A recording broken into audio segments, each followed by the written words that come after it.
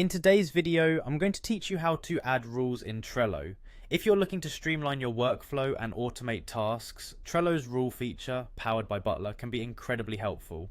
Let's dive right into the steps to set up a rule. First, you need to navigate to Trello's website.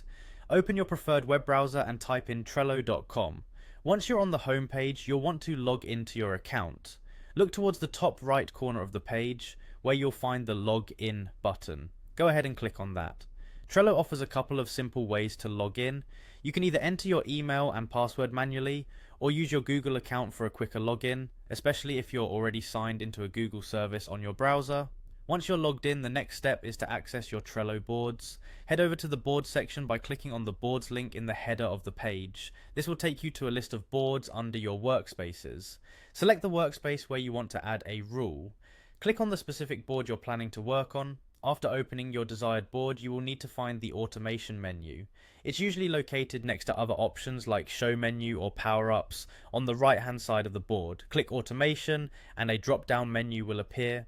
From this drop-down menu, select rules to proceed with setting up your Trello rule. To create your automation rule, you'll see an option labeled create automation. Click on it.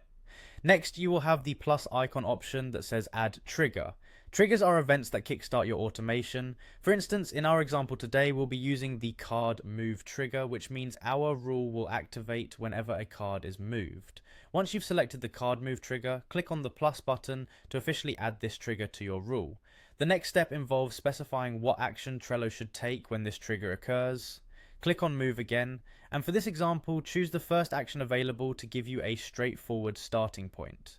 Now you need to specify further details for your action. Look for the list name drop-down menu. This allows you to choose which list the rule applies to. Select a list from the options available, ensuring that it aligns with the desired workflow in your Trello board. With your list selected, add this action to your rule by clicking on the plus button. Finally, you'll need to save your new rule so that it's set and ready for use. Click on the save button, and just like that, you've successfully added a rule in Trello. By following these steps, you can create efficient, automated processes to help manage your tasks more effectively. Thanks for watching, and don't hesitate to explore more of Trello's automation features to enhance your productivity.